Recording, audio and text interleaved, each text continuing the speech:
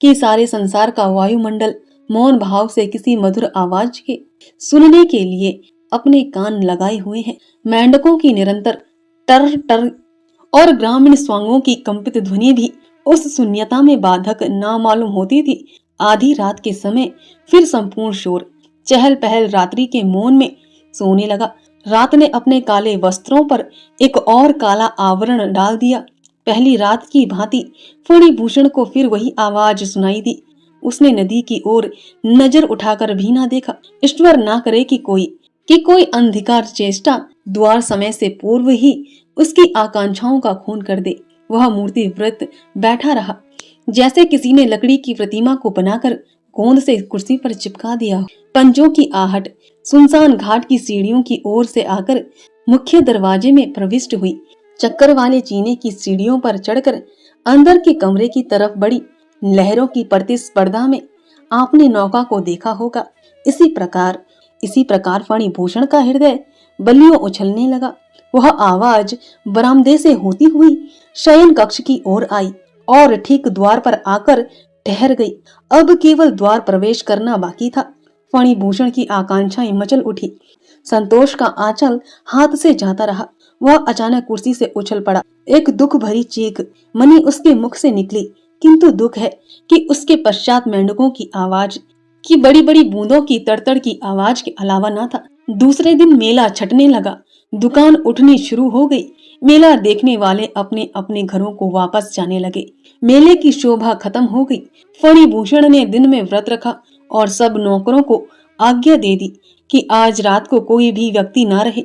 नौकरों का विचार था कि हमारे मालिक आज किसी खास मंत्र का जप करेंगे। शाम के समय जब कहीं भी आसमान की टुकड़ियों पर बादल न थे, वर्षा से धुले हुए वायुमंडल से सितारे चमकने लगे थे। पूर्णिमा का चांद निकला हुआ था। हवा भी मंद मंद बह रही थी। मेले से लौटे हुए दर्शक अपनी थकान उतार रहे थे। वे बेसुध सो रहे थे और नदी पर कोई नौका न दिखाई देती थी। फणिभूषण उसी खिड़की में आ बैठा और तकिए से सिर लगाकर आसमान की ओर ध्यान से देखने लगा। उसको उस समय वह याद आया जब वह कॉलेज में शिक्षा प्राप्त कर रहा था। शाम के समय चौक में लेटकर अपनी भुजा पर सिर रखकर झिलमिलाते हुए सितारों को देखकर मणि मल्लिका की सुंदर कल्पना में खो जाया करता था। उन दिनों कुछ समय का विछोह मिलन की आशाओं को अपने आंचल में लिए हुए बहुत ही प्यारा मालूम हुआ करता था, परंतु वह सब कुछ अब स्वप्न मालूम होता था। सितारे आसमान से ओझल होने लगे। अंधकार ने दाएं बाएं नीचे ऊपर चारों तरफ से पर्दे डालने शुरू कर दिए और ये पर्दे आंख की पलकों की भांति परस्पर मिल गए। संसार शराबी हो गया, किंतु आज फणिभूषण पर एक विशेष प्रकार का असर था। वह अनुभव कर रहा था कि उसकी आशाओं के संपूर्ण होने का समय समीप है। पिछली रातों की भांति किसी के पांवों की आहट फिर स्नान घाट की सीढ़ियों पर चढ़ने लगी। फणिभूषण ने आंखें बंद कर ली और विचारों में मगन हो गया। पांव की आहट मुख्य द्वार से प्रविष्ट होकर संपूर्ण मकान में होती हुई शयन कक्ष के द्वार पर आकर विलीन हो गई। फणिभूषण का पूरा शरीर कांपने लगा, परंतु वह दृढ़ निश्चय कर चुका था कि अंत तक आंखें ना खोलेगा। आहट कमरे में प्रविष्ट हुई। खूंटी पर की साड़ी, ताक के लैंप खुले हुए, पायदान और अन्य वस्तुओं के पास थोड़ी थोड़ी देर ठहरी और अंत में फणिभूषण की कुर्सी की तरफ बढ़ी। अब फणिभूषण ने आंखें खोल दी। धीमी धीमी चांदनी खिड़की से आ रही थी। उसकी नजर के सामने एक ढांचा, एक हड्डियों का पंजरा था। उसका रोम रोम में छल था, कलाइयों में कड़े, गले में माला। सारांश यह कि प्रत्येक जोड़ जड़ाव आभूषणों से दमक रहा था। संपूर्ण आभूषण ढीले होने के कारण निकले पड़ते थे। आंखें वैसी बड़ी बड़ी और चमकीली, परंतु प्रेम भावना से खाली थी। 18 वर्ष के पूर्व विवाह की रात को शहनाइयों के मीठे स्वरों में इन्हीं मोहिनी आंखों से मणि मल्लिका ने फणिभूषण को पहली बार देखा था। आज वही आंखें बारिश की भीगी चांदनी में उसके मुंह पर जमी हुई थी। पंजर ने दाएं हाथ से संकेत किया। फणिभूषण स्वयं चल पड़ने वाली मशीन की भांति उठा और पंजर के पीछे पीछे हो लिया। हर कदम पर उसकी हड्डियां चटक रही थी। आभूषण झंकृत हो रहे थे।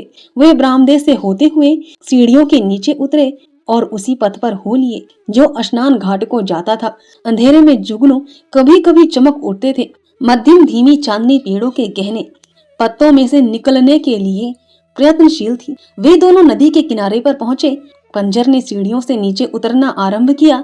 जल पर चांदनी की छाया नदी की लहरों से क्रीड़ा कर रही थी। पंजर नदी में कूद पड़ा। उसके पीछे फणिभूषण का पांव भी नदी में गया। उसके स्वप्न की छलना टूटी तो वहां कोई न था। केवल पेड़ों की एक पंक्ति चौकीदारी कर रही थी। अब फणिभूषण के सारे बदन पर कंपन छाया हुआ था। फणिभूषण भी एक अच्छा तैराक था, किंतु अब उसके हाथ पांव अपने बस में ना थे। दूसरे ही पल वह नदी के असीम जल में जा चुका। इस दर्द से भरे हुए अंत पर स्कूल के अध्यापक ने कक्षा को समाप्त किया। उसकी समाप्ति पर हमें फिर एक बार शून्य वायुमंडल का एहसास हुआ। मैं भी खामोश था। क्या आप इसको कहानी कहते हैं? उसने शक की मुद्रा में पूछा। नहीं, मैं तो इसे सत्य नहीं समझता। प्रथम तो इसका कारण यह है कि मेरी प्रकृति उपन्यास और कहानी लेखन से ऊंची है, और दूसरी वजह यह है कि मैं ही फणिभूषण हूँ। मैंने बात काट कर कहा।